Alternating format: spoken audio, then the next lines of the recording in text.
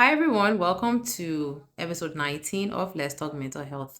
Happy New Year.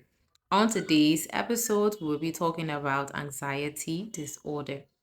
People who experience anxiety disorders frequently have intense, excessive, and persistent worry and fear about everyday situations. The symptoms may start in a person's childhood or teen years and continue through adulthood. There are different types of anxiety disorders, and it's possible that a person can have more than one anxiety disorder. Common anxiety signs and symptoms include feeling restless, nervous, or tense, having a sense of impending danger, panic, or doom, having an increased heart rate, hyperventilation, that is where a person is breathing rapidly, sweating, trembling, feeling weak or tired, having trouble thinking or concentrating about anything other than the present worry, having trouble sleeping, having an upset stomach or other digestive problems, having difficulty controlling the present worry, and having the urge to avoid things that may trigger your anxiety. Several types of anxiety disorders exist, but for the purpose of this video, I'm not going to be defining them, but I'm going to try as much as possible to put the definitions in the comment section. So we have agoraphobia, anxiety disorder due to a medical condition, social anxiety disorder, panic disorder, separation anxiety disorder, um, selective mutism, generalized anxiety disorder, substance induced anxiety disorder, specific phobias, and other types of anxiety disorders that really do not fit a particular category. Sometimes a person develops anxiety disorders because of a medical condition, for example, diabetes or heart failure. And there are also times that anxiety disorders are side effects of the medications that people take. Risk factors for developing an anxiety disorder includes one, trauma.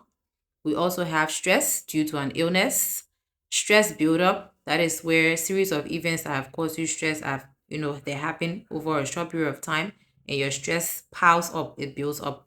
Also personality.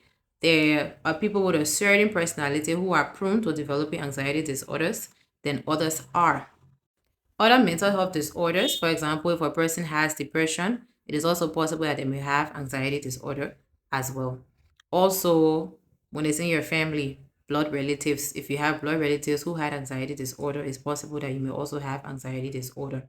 The next is substance use, misuse, or withdrawal may worsen or even make a person to develop anxiety disorder. Now, when do you see your doctor?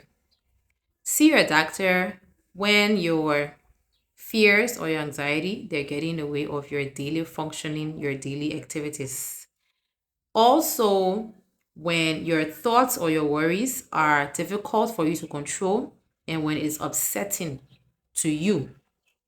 Also, when you have difficulty with substance use, with alcohol, trouble sleeping, when you're feeling depressed, or even having other mental health concerns that are linked to anxiety. You also want to see your doctor if you think your anxiety is because of a physical health problem. And most importantly, see your doctor when you start to have suicidal behaviors or thoughts. Finally, how can we prevent anxiety? The first thing is we need to get help early. Anxiety disorders, just like other mental health conditions, are harder to treat if you wait. Secondly, stay active. Participate in things that you enjoy, activities, social interactions, they help you. Three, quit alcohol or substance use. Alcohol or substance use can cause or worsen anxiety. And if you're someone who's addicted to alcohol or substance, it can make you anxious when you want to quit. So if quitting on your own may be hard, see your doctor or join a support group. And that's about it for today's episode. I hope you learned. Remember, an informed mind leads to a changed behavior.